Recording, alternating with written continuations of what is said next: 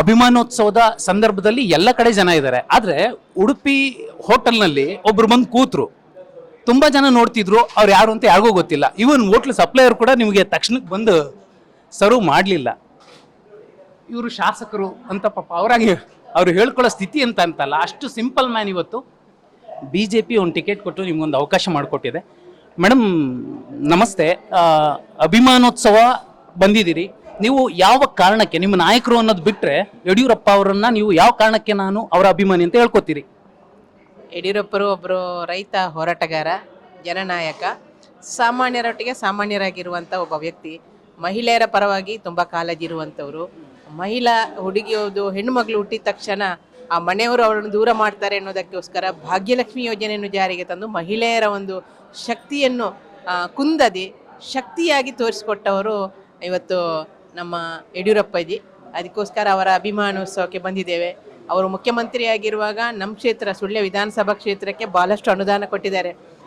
2 ಕೋಟಿ 5 ಕೋಟಿ ಪ್ಯಾಕೇಜ್, 25 ಕೋಟಿ ಪ್ಯಾಕೇಜನ್ನು ಘೋಷಣೆ ಮಾಡಿ ಹೋದಂಥ ವ್ಯಕ್ತಿ ಆ ಸಂದರ್ಭದಲ್ಲಿ ಯಡಿಯೂರಪ್ಪ. ಆದ ಕಾರಣ ನಾವು ಅವರನ್ನು ತುಂಬ ಪ್ರೀತಿಸ್ತೇವೆ ಮತ್ತು ಅವರ ಅಭಿಮಾನಿಗಳಾಗಿದ್ದೇವೆ. ಅದಕ್ಕೆ ಇವತ್ತು ಅಭಿಮಾನೋತ್ಸವಕ್ಕೆ ನಮ್ಮ ಕಡೆಯಿಂದ ಜನಸಾಗರವೇ ಹರಿದು ಬರ್ತಾ ಇದೆ. ನಾನು ನಿನ್ನೆನೆ ಅವರ ಪ್ರವೇಶಕ್ಕೋಸ್ಕರ ನಿನ್ನೆನೆ ಪಾಲ್ಗೊಂಡು ಇವತ್ತು ಬಂದಿದ್ದೇನೆ. ಮೇಡಮ್ ಇಷ್ಟು ಸಿಂಪಲ್ ಆಗಿದ್ರಲ್ಲ, ನೀವೊಂದು ಹವಾಜ ಕೇಳ್ಬೋದಿತ್ತು, ಬೇಗ ಸರ್ವ್ ಮಾಡ್ಬೇಕು ನನಗೆ ಅಂತ. ಬೇಡ, ಎಲ್ಲರೂ ಸಮಾನರು, ನಾವೇನು ಅಧಿಕಾರ ಇದೆ ಅಂತ ನಾವು ದೊಡ್ಡ ಜನ ಆಗಲಿಕ್ಕೆ ಹೋಗಬಾರ್ದು. ಎಲ್ಲರೂ ಹಸಿವಿಗಾಗಿ ಬಂದವರು, ಹಾಗೆ ಎಲ್ಲರೂ ಹಸಿವು ಇರುವಾಗ ನಾವು ಅದರೊಟ್ಟಿಗೆ ಎಲ್ಲರಾಗಿ ಬೆರೆತು ತಿನ್ನೋದೇ ನಮಗಿಷ್ಟ. ಮೇಡಮ್ ಎಷ್ಟು ಜನ ಸೇರ್ಬೋದು ಅನ್ನೋ ನಿರೀಕ್ಷೆ ನಿಮಗಿದೆ? ಜನ ಒಂದು 10 ಲಕ್ಷ ಸೇರ್ಬೋದು ಅಂತ ನಿರೀಕ್ಷೆ ಇದೆ. ನಿನ್ನೆನೆ ಅವರ ಜನಸಾಗರ ನೋಡುವಾಗ ನಮ್ಮ ಕಡೆಯಿಂದಲೇ ಒಂದು 1 ಲಕ್ಷದ ಅಂತರದಲ್ಲಿ ಜನ ಬರಲಿಕ್ಕಿದ್ದಾರೆ. ದಕ್ಷಿಣ ಕನ್ನಡ ಜಿಲ್ಲೆಯಿಂದ 1 ಲಕ್ಷ ಜನ ಬರ್ತಾರೆ. ಮೇಡಮ್ ಇದು ಕೇವಲ ಅಭಿಮಾನೋತ್ಸವನ ಅಥವಾ ಪಕ್ಷದ ಕಾರ್ಯಕ್ರಮ ಅನ್ಸುತ್ತಾ ನಿಮಗೆ?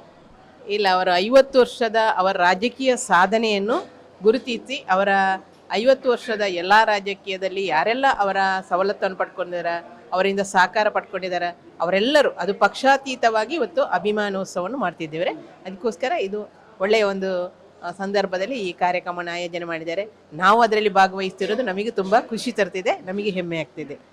ಮೇಡಮ್ ಈ ಕಾರ್ಯಕ್ರಮ ನಿಮ್ಮ ಪಕ್ಷಕ್ಕೆ 28ಕ್ಕೆ ಒಂದು ಒಳ್ಳೆ ಲಾಭ ತಂದುಕೊಡ್ಬಹುದು ಅನ್ನೋ ನಿರೀಕ್ಷೆ ಇದೆಯಾ ನಿಮಗೂ? ಖಂಡಿತ ಲಾಭ ತಂದು ಕೊಡ್ತದೆ. ಮೊನ್ನೆನ ಸ್ವಲ್ಪ ಎಡವಟ್ಟಾಗಿದೆ, ಮುಂದೆ ನಮ್ಮದೇ ಸರ್ಕಾರ ಬರ್ತದೆ, ನಮ್ಮದೇ ಮುಖ್ಯಮಂತ್ರಿ ಆಗ್ತಾರೆ, ಖಂಡಿತವಾಗಿ ಹೇಳಲಿಕ್ಕೆ ಸಿದ್ಧನೆ. ಮೇಡಮ್ ಈಗ ತಮಿಳುನಾಡಲ್ಲಿ ಒಂದು ದೊಡ್ಡ ಬದಲಾವಣೆ ಆಯಿತು. ಜೆನ್ಜಿ ಯುವ ಮತವರ್ಗ ಒಂದು ಹೊಸ ಬದಲಾವಣೆಯನ್ನು ಬಯಸ್ತು.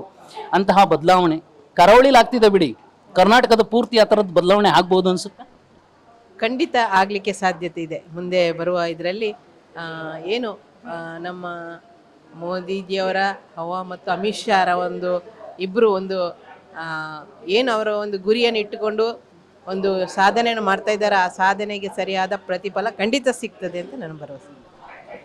ನಿಮ್ಮಂತಹ ಹೆಣ್ಣು ಮಕ್ಕಳು, ಅದರಲ್ಲಿ ನಿಮ್ಮಂತಹ ಸಿಂಪಲ್ ಇರುವಂತಹ ವ್ಯಕ್ತಿತ್ವ ಇರುವಂಥವ್ರು ಮುಂದಿನ ಸರ್ಕಾರದಲ್ಲಿ ಮಿನಿಸ್ಟರ್ ಆದರೆ ತುಂಬ ಜನಕ್ಕೆ ಖುಷಿ ಆಗುತ್ತೆ ಮೇಡಮ್. ನಿಜವಾಗ್ಲೂ ಹೇಳ್ತೀನಿ, ನಾನು ನಿಮ್ಮಿಂದೆ ಕೂತು ನಾನು ತಿಂತಾ ಇದ್ದೆ, ನಾನು ನೋಡಿದ್ದೀನಲ್ಲ ಅಂತ. ಆಮೇಲೆ ಭಾಗೀರಥಿ ಮೇಡಮ್ ಅಂತ ನಂಗೆ ಕನ್ಫರ್ಮ್ ಮಾಡ್ಕೊಂಡು ಆಮೇಲೆ ಹೊರಗಡೆ ಹೋಗಿ ನನ್ನ ಸ್ನೇಹಿತರು ಇದ್ರು, ಅವ್ನು ಕರ್ಕೊಂಡ್ಬಂದ್ವಿ. ಮೇಡಮ್ ನಿಜವಲ್ಲೂ ನಿಮ್ಮನ್ನು ನೋಡಿದ್ರೆ ಖುಷಿ ಆಗುತ್ತೆ ಮೇಡಮ್ ಈ ವಿಷಯದಲ್ಲಿ.